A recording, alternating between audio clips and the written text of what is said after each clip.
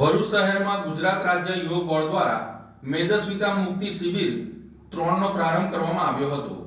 ભરૂચ શહેરમાં ગુજરાત રાજ્ય યોગ બોર્ડ દ્વારા મેદસ્વીતા મુક્તિ શિબિર 3નો પ્રારંભ કરવામાં આવ્યો છે। આ શિબિર જીનેફસી સ્પોર્ટ કોમ્પ્લેક્સ, માતરિયા તળાવ, જાડેશ્વર શ્રીનાથજી સોસાયટી અને ચાવડ માંગલ્ય રેસિડેન્સી એમ 4 સ્થળોએ યોજાઈ રહી છે।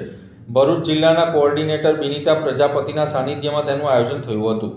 આ શિબિર 20 જાન્યુઆરીથી લઈને 20 ફેબ્રુઆરી સુધી આમ કુલ 30 દિવસ ચાલશે। દરરોજ સવારે 6:30 કલાકથી 8 વાગ્યા સુધી યોજાનારી આ શિબિરમાં મેદસ્વીતાથી પીડિત વ્યક્તિઓ ભાગ લઈ શકે છે। શિબિરનો મુખ્ય હેતુ યોગા અભ્યાસ દ્વારા મેદસ્વીતા ઘટાડવાનો અને શરીરના વિવિધ રોગોમાંથી મુક્તિ મેળવવા માટે માર્ગદર્શન પૂરું પાડવાનો છે। શિબિર દરમિયાન ભાગ લેનારના મેડિકલ રિપોર્ટ તૈયાર કરવામાં આવશે। ઉપરાંત વિવિધ નિષ્ણાત ડોક્ટરો, તજજ્ઞો અને મેદસ્વીતા નિવારણ અંગે ઉપયોગી માહિતી આપવામાં આવશે। સર્ટિફાઈડ યોગ ટ્રેનર અને કોચના માર્ગદર્શન હેઠળ યોગા અભ્યાસ કરવામાં આવશે। શિબિરના ઉદ્ઘાટન પ્રસંગે શહેરના ઉચ્ચ અધિકારીઓની ઉપસ્થિતિમાં દીપ પ્રાગટ્ય અને શંખનાદ સાથે શિબિરનો શુભારંભ કરવામાં આવ્યો હતો।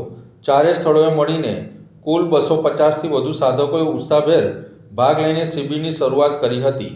આ મેદસ્વીતા મુક્તિ શિબિર આગામી 30 દિવસ સુધી નિયમિત ચાલનાર છે, તો સૌ કોઈ આમાં ભાગ લઈ શકે છે।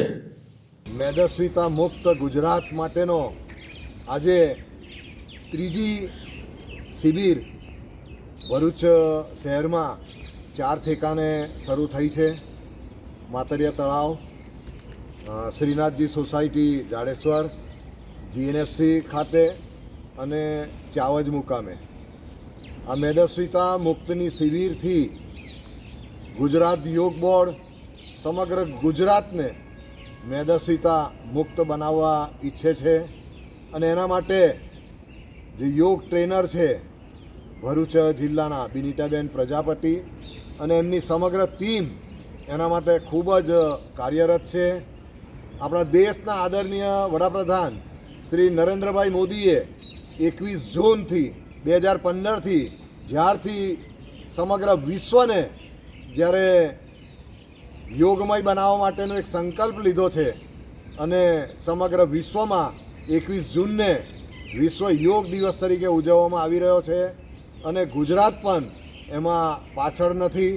ગુજરાતમાં આજે સમગ્ર ગુજરાતમાં દરેક જિલ્લામાં, દરેક તાલુકાઓમાં, દરેક શહેરમાં યોગ શિબિરો યોજાઈ રહી છે